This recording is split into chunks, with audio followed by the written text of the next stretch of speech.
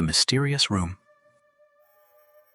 Shahid was a successful but lonely businessman who often traveled across the country for meetings. One winter, he had to attend an important business meeting in Murree. The weather was cold and foggy. He booked a room online at an old but well-known hotel called Hotel Albella. At the reception, the elderly clerk paused for a moment before handing him the key to room 309, as if he wanted to say something, but then simply gave him the key in silence. Shahid took the elevator to the third floor.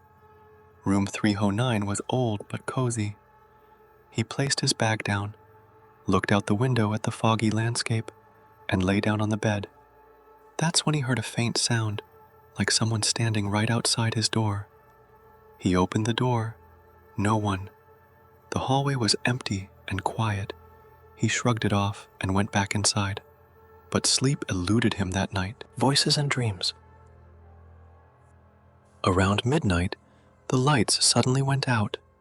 Shahid woke up and used his phone's flashlight to see.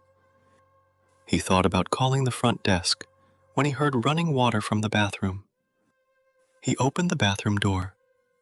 The tap was running full blast, though he had turned it off before sleeping.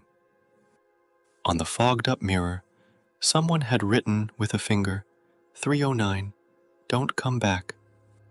Shahid's heart pounded in his chest. He quickly wiped the mirror, trying to stay calm. He told himself it must be his imagination. That night he had a dream. A girl in a white dress, crying in the very same room. She kept whispering, "Give me justice. Give me justice." In the morning, Shahid dismissed the dream until he saw the mirror was still damp, and the number 309 faintly visible again. The old secret. At breakfast, Shahid asked the old receptionist, "Is there something special about room 309? The old man hesitated, then spoke in a low voice. Years ago, a young girl stayed in that room. She was alone. The next morning, her body was found. The police said it was suicide, but people believe she was murdered. The killer was never found." Shahid felt a chill go down his spine. The dream. The writing on the mirror, the crying girl. Could it all be real? An old staff member named Iqbal shared more. Her name was Faiza. She was in love with a politician's son. They secretly met at the hotel. Hours later, she was dead. The boy disappeared. Shahid started digging. He found old newspaper clippings and crime reports. One photo stunned him. The same politician's son was now a CEO of a large company. He was the man Shahid was scheduled to meet tomorrow.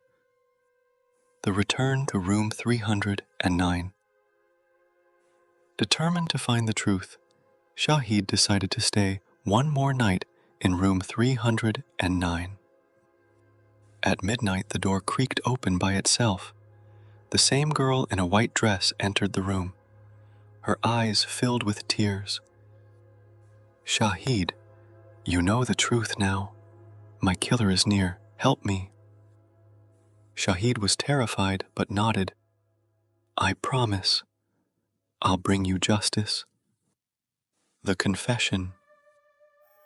The next day at the business meeting, Shahid calmly engaged the CEO in conversation. Casually, he mentioned Hotel Albella and room 309. The CEO froze. His face turned pale. Shahid turned on the hidden recorder in his pocket. After a few moments, the CEO began to mutter.